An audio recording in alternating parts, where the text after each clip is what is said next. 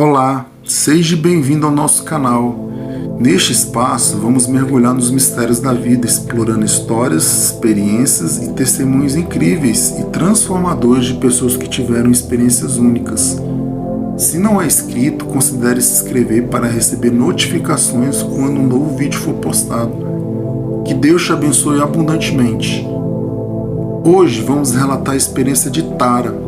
Ela detalha que concebeu uma criança prematuramente com 2 meses de antecedência. Relata que viu um momento que Deus soprou sobre ela o fôlego de vida e que em 2042 presenciou um terremoto e depois uma guerra que se transforma em um conflito global. Olá amigos, me chamo Tara. Depois de ver relatos sobre EQM, me encorajei e resolvi compartilhar minha experiência com as pessoas mais próximas. Compartilhei o que aconteceu com a minha mãe, pai e filha. Há uma semana atrás eu compartilhei com meu marido e o restante da família. Fui desacreditada por muitos, porém a grande maioria acreditou no meu relato. Eu tenho as minhas dúvidas se realmente eles acreditaram ou acharam que isso é coisa da minha mente devido à depressão pós-parto. Me sinto aliviado dividindo essa experiência e tirando esse peso dos meus ombros. Para aqueles que nunca tiveram esse tipo de experiência, vou começar do início.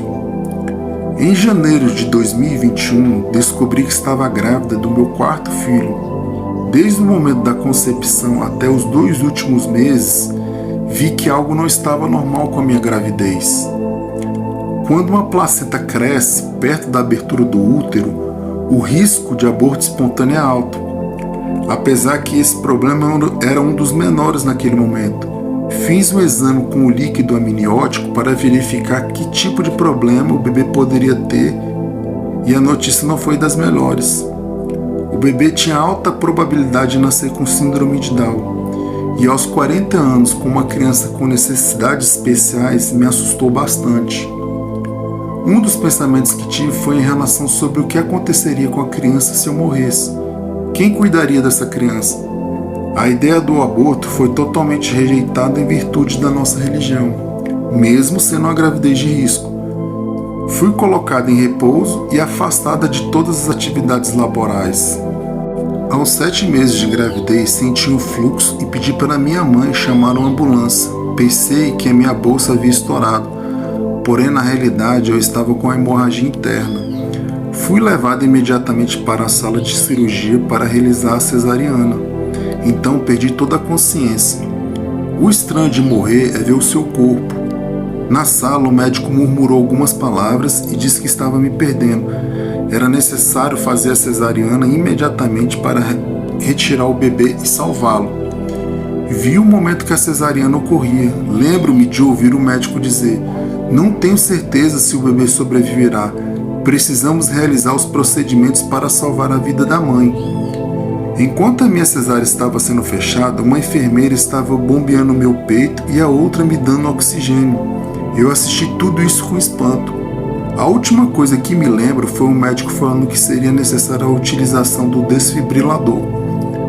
Naquele momento, fui imediatamente puxada para cima em uma velocidade que parecia com uma queda de um penhasco, só que para cima. É a mesma sensação de estar caindo em um sonho, porém para cima.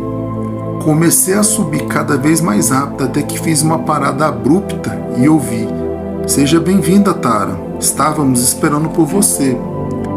Essa voz foi na minha mente.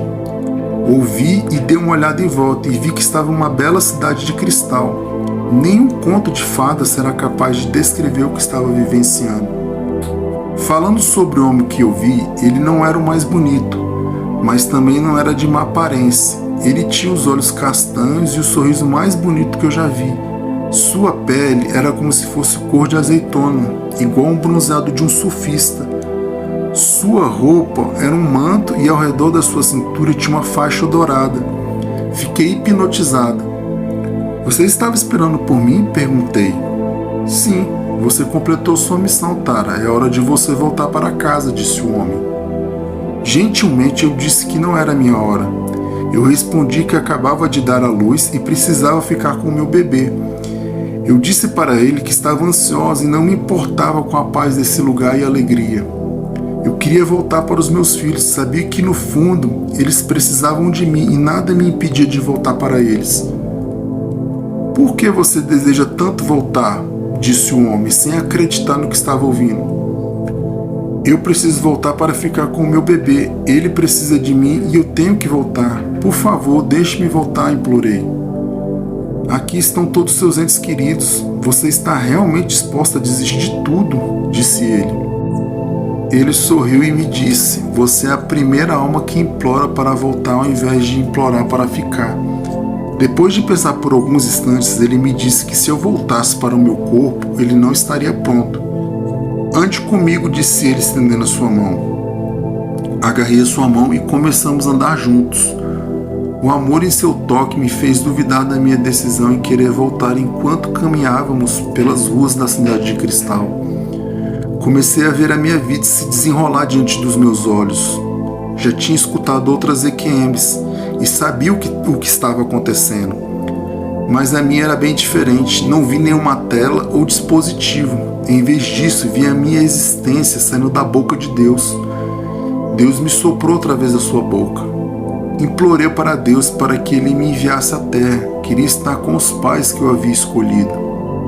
Eu vou pular as partes chatas, mas me vi casando com o meu marido e os nossos filhos nascendo. Eu vi a minha morte novamente na mesa de cirurgia.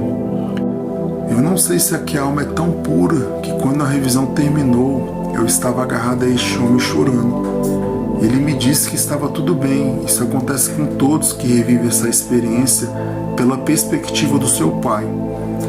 Eu não sei como não percebi que estava com Jesus. Talvez sejam as minhas noções pré-concebidas de que Jesus era completamente diferente. Ou talvez eu não estivesse tão em sintonia com a fé. Meu Senhor, me perdoe por não reconhecer quem vós sois. Por favor, perdoe a minha ignorância, respondi. Ele me assegurou que não havia necessidade de eu implorar por perdão. Disse ele, isso é o que eu espero de todos. Logo em seguida, ele me mostrou a casa que seu pai havia preparado. Quanto mais ele me mostrava todas as coisas, mais difícil ficava a minha decisão de querer voltar. Jesus sentiu a minha hesitação e foi gentil ao continuar dizendo que eu não precisava voltar, mesmo sabendo qual seria a minha decisão. Me foi mostrado um futuro. Antes, quero deixar claro que nada que vou relatar sobre o que vi em relação ao futuro está gravado em pedra. Pode ou não acontecer. Em 2042, haverá um grande terremoto que dividirá o oeste dos Estados Unidos e grande parte da Ásia. A Califórnia serão engolidas pelo mar. Japão e Coreia serão varridas da face da terra. Pequenas guerras acontecem. Por volta de 2042, esses conflitos se escalam para uma guerra mundial. As guerras serão travadas em virtude de recursos. Em 2053, as guerras acabam. Porém, antes, as três grandes potências, Rússia, China e Estados Unidos, se envolvem em uma grande guerra nuclear e total. Jesus disse que é nesse momento da guerra que ele volta. Depois disso, eu acordei ao som do desfibrilador e com o médico falando. Gritei e desmaiei novamente. Saí da cesariana com 3 costelas fraturadas. Durante a minha recuperação, eu perguntei para as enfermeiras quanto tempo eu estive sem sinal de vida. Eles me olharam rapidamente e mudaram de assunto. Não toquei mais no assunto, sabia que nunca obteria uma resposta. Eu sei que tudo isso pode parecer estranho, porém o que eu vivi foi real. Eu não sei exatamente quanto tempo eu estive morta, não sei quantos minutos ou segundos se passaram, mas eu sei que estava em casa e decidi voltar para os meus filhos.